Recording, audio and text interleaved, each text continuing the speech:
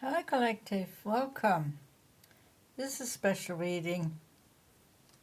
My subscribers and anyone watching, new watchers and subscribers are very welcome, of course. Heavy lies the head who wears a crown. This is a special reading about our current modern king, King Charles III.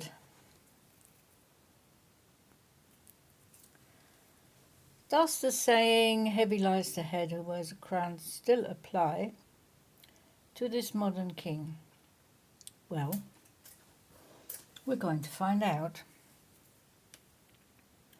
First, we're going to have a look at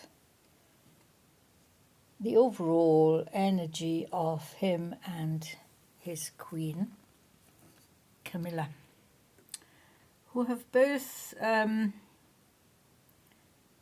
I have both chosen earlier.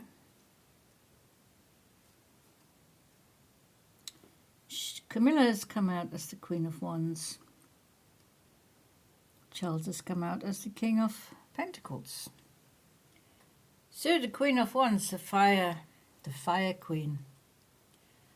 Now this woman is full of life. She has a very fiery side, even though she's a Cancerian. But we get to that later. And her fiery side is driving her on right now. And it's driving on this relationship between her and the king, her life partner.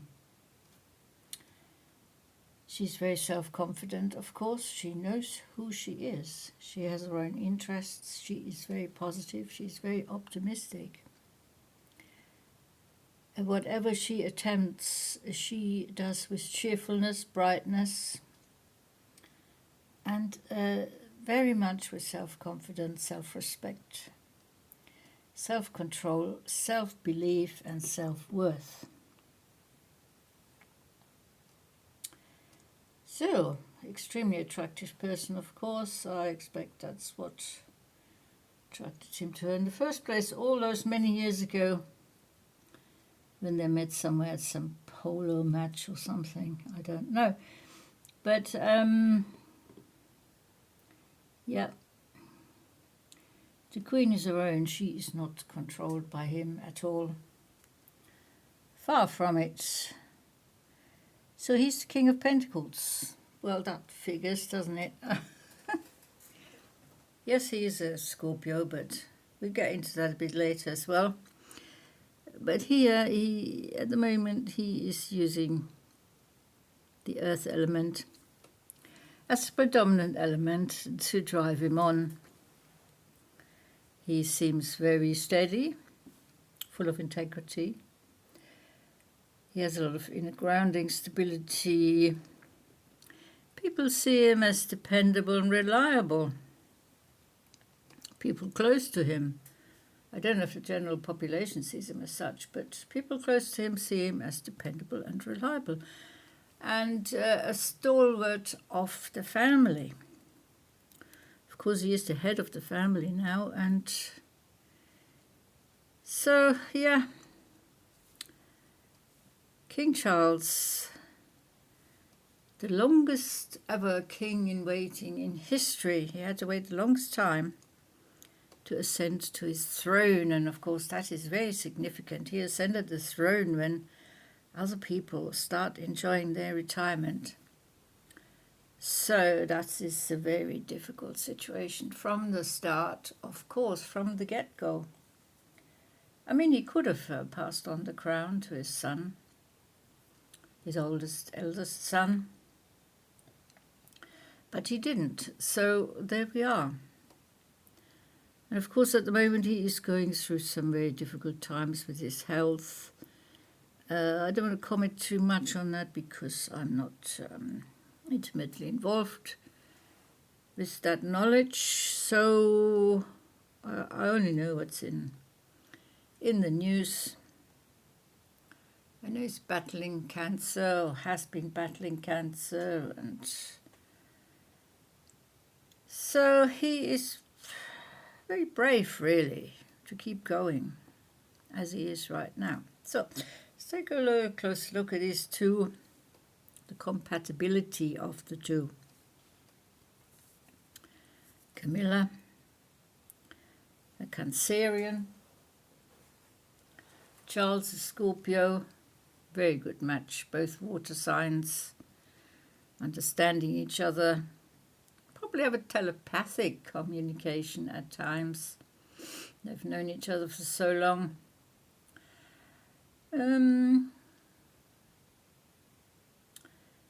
His life number is 2. People are interested in the life numbers. I'm just putting it out there. His life number is 2, hers is 9. So a harmony of minds and souls, very, very compatible. So Cancer Scorpio compatible, life numbers compatible. And then we come to the Chinese zodiac. Camilla is a fire pig. So yeah, that is her fiery nature. And Charles is a rat, an earth rat. So, again, King of Pentacles, earth rat. The fire pig and the earth rat are extremely compatible, apparently. So these two are soulmates. These are twin flames. They were destined to be together. Circumstances, not always easy, I expect. I don't know, I'm just guessing. But they are together now, they're supporting each other, they have each other's back, they keep each other going, they are each other's strength, I feel. And yeah, body, mind and soul. A complete harmony and union. So I think very few royal couples can say that about themselves. So let's go into the reading. What is happening right now with these two? Well, no, it is about King Charles. I just mentioned Queen Camilla because they're so incredibly compatible. I had to mention that. And of course that plays a big part in his life. Right, so we have 2 rows of tarot cards. This is the king. This is about the king. This is about his current situation. This is about what's going on right now. Situation he finds himself in. So we have 10 tarot cards to read, and we have 2 oracles at the end, and they are extremely interesting, especially the last one. So if you want to hang on through the end, or if you're bored, move the video on. It's up to you. So here we go. Right.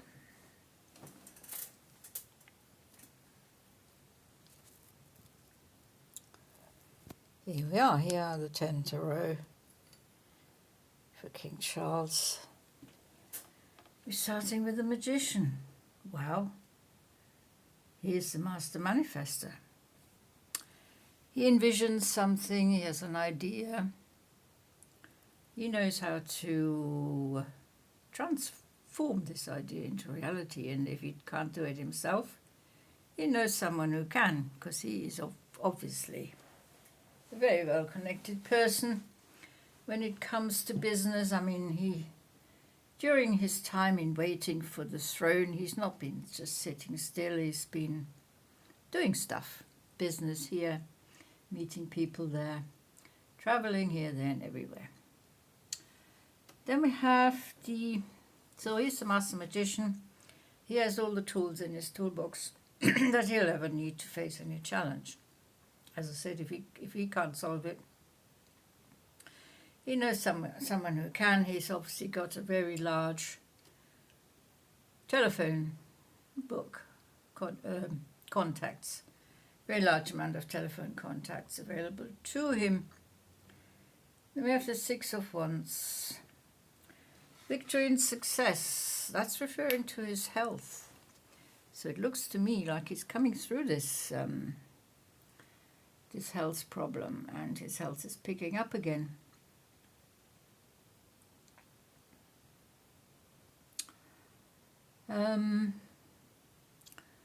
Perhaps the chemotherapy is working, or the treatment's been working.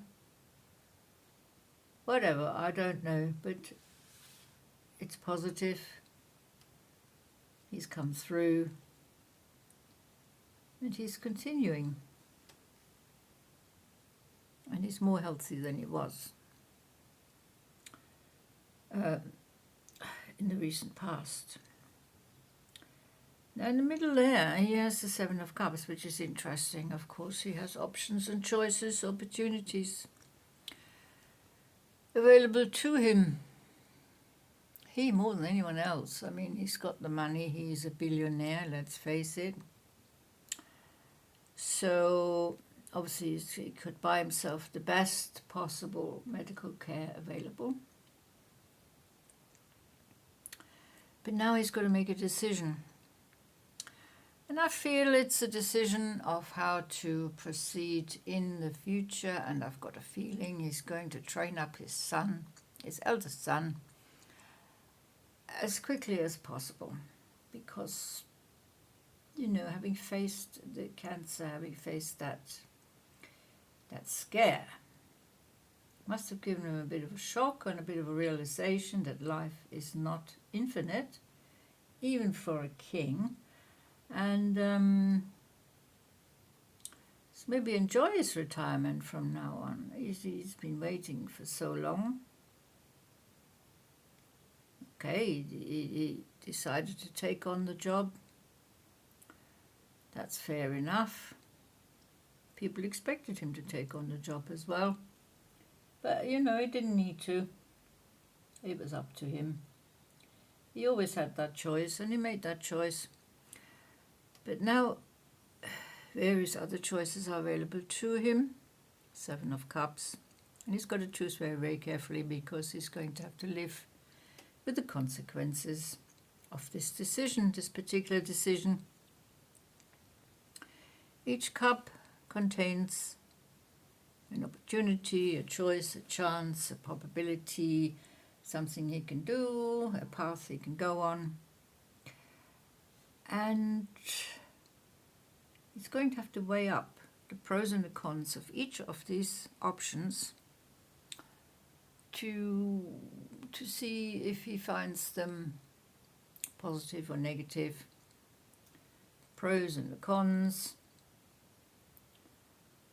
And yeah, it's going to take him a while to make the decision, because the Seven of Cups decision can never be rushed. It has to be very thought out, very thoroughly. If he makes a rash decision, he may regret it. So slow and steady does it. With this decision that is coming up, he's confronted with that right now. We're in the present here. Now, here's a lot of inner strength here. And as all Scorpions have, Scorpion is a very, very strong personality, physically, emotionally, mentally, spiritually. And that strength is obviously getting him through any challenges that may present themselves in the near future. It's the Two of Pentacles here. There's more choices. There's something about money. How to distribute some of his money, perhaps. He's going to make a decision on that very, very soon. I mean, he's got much more than he'll ever need. And so that thought is very much forefront of his mind, and that, of course, that agrees with being the King of Pentacles. They know what's going on in the material world. They know how to increase their material growth, their material capacity. You know, they know how to increase their wealth and their prosperity, and they live abundantly, and they're stable, and they're secure, and they manage their resources very well. So the crown is not actually sitting on his head, and that is significant. He doesn't see himself as a forever king. He is a transitionary king. He knows it, and that's how he sees himself, because he just wants to enjoy the fruits of his labor in his old age, like everyone of his age would. We have the Two of Wands here. Yes, two paths, decisions, death and rebirth. Okay, so he's going through a very interesting transition right now. It's a new chapter, it's a new cycle, it's a new beginning. He has faced death here in his health episode. He thought about it, he knows what it means to him. It's on his mind. It's on his mind. He has to transform from this life into the next. Not yet, but he's preparing. He's preparing, hence he's thinking about the finances. And the Two of Wands is, there's two paths connected to the Seven of Cups. I feel very strongly. One of these cups has a path. It's a path to carry on. It's a path to pass on the baton to his eldest son, the baton of the king, the crown, pass on the crown. That is always on his mind as well. He's training him, he's in constant touch. And it's just a matter of time, really. But, you know, how much time has he got left? We don't know. No one knows. But this is a death and rebirth card. This is a time of transition. It's a new beginning. So he may well pass on the crown very soon to start his new life, a proper retirement, enjoyment, talk to his trees, talk to his flowers, do a bit of gardening, go on some outings with Camilla, that sort of thing. Now in the Seven of Cups we also have the Five of Cups. Walking away from an emotionally unfulfilling situation, and I very much feel that is concerning his younger son. He's distancing himself from the situation. He has to, because that emotional entanglement is one of the reasons he has been sick. Funny enough, I did do a reading about his son, and yeah, that was interesting. And his son is also in the Chinese zodiac, is also a rat. So it's the Rat King and the Rat Prince.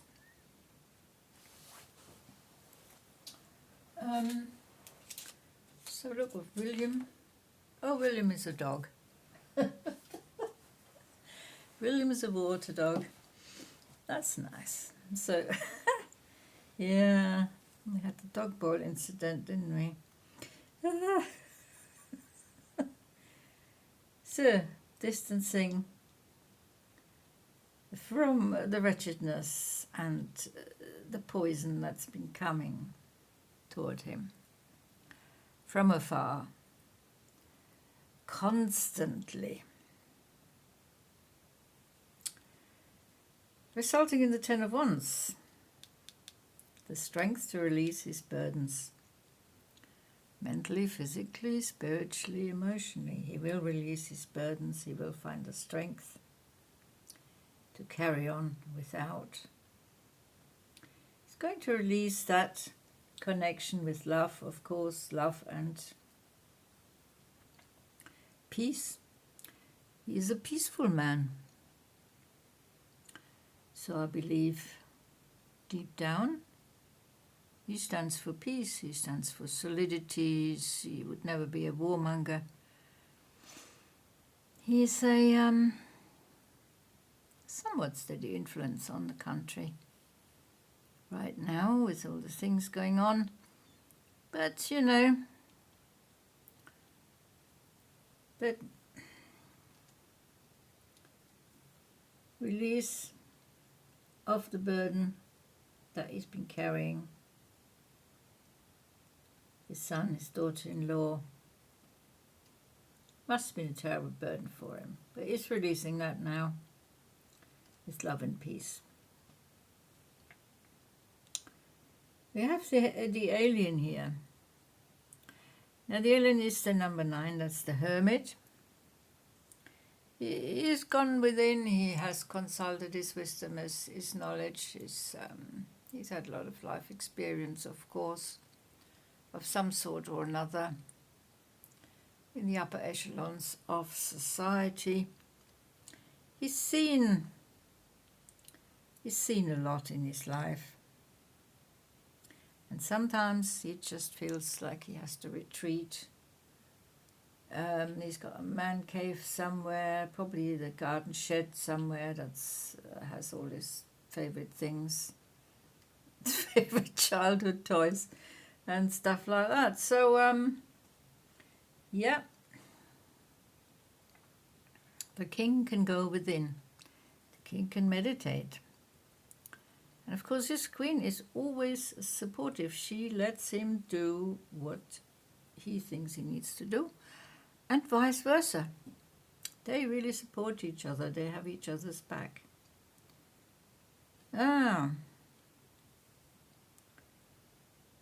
So that's what he's going to do in the near future. He is retreating for a bit into his cave after jettisoning these burdens that have been plaguing him over the years, on and off, on and off, on and off. It's been a roller coaster ride of emotions for him. Scorpions can be very, very emotional. And they're very deep, they're very dark, they're very strong. They're very determined, they're very headstrong. Scorpio is actually the most intense sign of the zodiac as far as I'm concerned.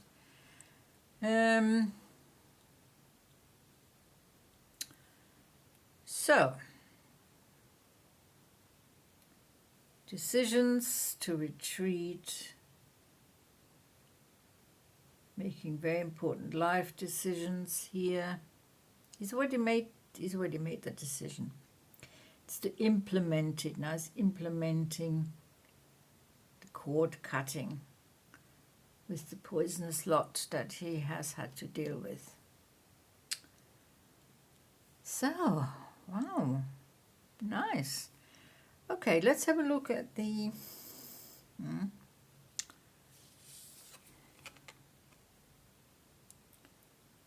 There we go. Respond with grace. Very graceful man. Very nature-oriented, very headstrong. Very admired in Celtic culture for some reason here. Didn't know that, I don't know how that... Celtic culture. He likes Scotland a lot, doesn't he? I think he likes to be in Scotland. That's a connection. He's going to go more and more. Is that Balmoral up there in Scotland, where they can retreat to?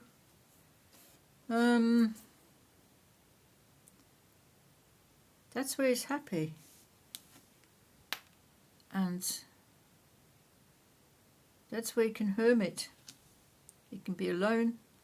He's not bothered. No one's going to bother him up there. with his wife, supported. He's responding with grace to all the problems that have been besieging him. As I said, releasing with love and peace, responding with grace. And the last card, now that's an odd one. And I'm going to read to you.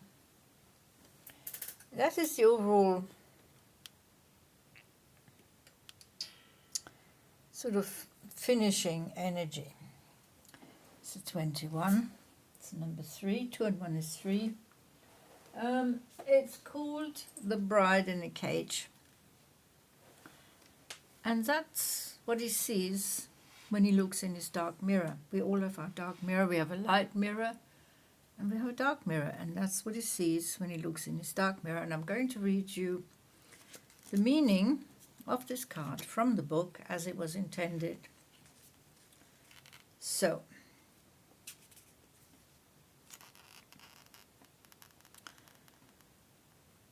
did we die waiting for the perfect day? Or were we never alive? I think that refers to his kingship in waiting, this whole card. So we're going dark. When we put the good of our life just in our expectations, we can dismiss the present, waiting for the dawn we know will arrive. So he has been putting things on the back burner. But I don't think he's going to do that anymore. The future becomes a shopping cart. Needs a bit of this, bit of that, a few kilograms of that, and also a couple of boxes of another this.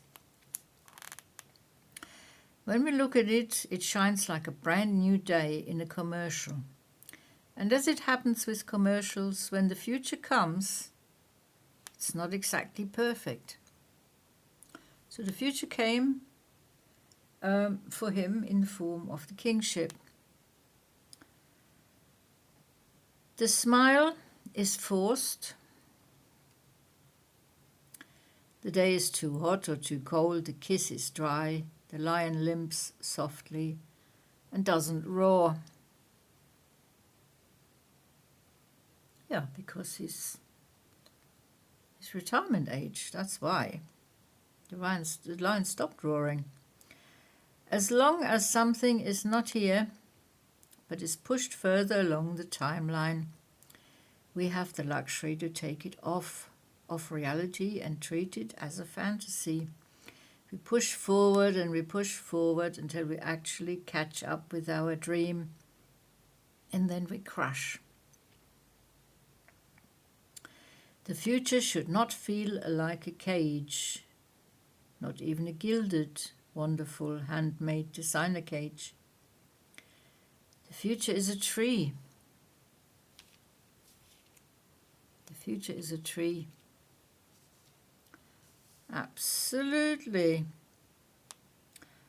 Gnarled, rough to the touch, full of flowers, only in spring, dense and damp through the rain.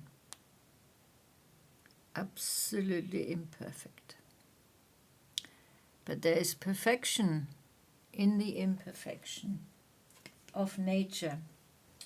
And that is something that our current modern king very much appreciates. He feels safe in the company of trees and plants and flowers and nature and stags, other animals. So I remember when I did the reading for Harry, or about Harry, I didn't do it for Harry, about Harry, that ended, he had a card from the dark mirror and it said the gilded regret. So that is similar. It's a gilded cage, obviously. The monarchy. But Whether it feels like a cage to Charles or not, he won't let on. Even though Harry has said, yeah, they feel as trapped as he did. I don't think he had any overview of the situation of King Charles and William. He just was wrapped up in his own weird thinking.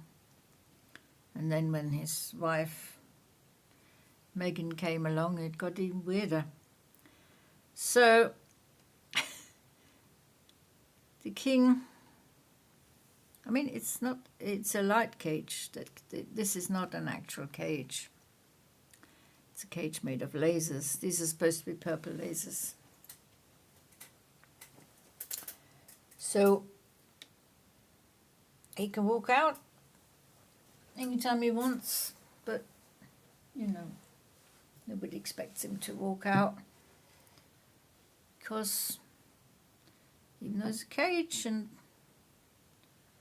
it's also safety, it's solidity, it's cushioning.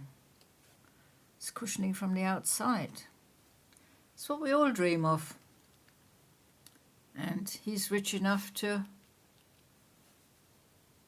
fulfill that actual dream of cushioning himself from the outside. Well, there, yes, heavy lies the head who wears a crown. It still applies, of course. It still applies. So I'm going to end the reading. I hope you enjoyed this reading about the King of Pentacles, the Queen of Wands, the Fire Queen. Love that picture. I think that's Camilla. Right there. Adventurous, fiery, colourful. And there we have him. Yeah, a little bit more conservative. But passionate. These two have a passion together. These two have a bond that can never be broken. And it hasn't been broken since the day they met.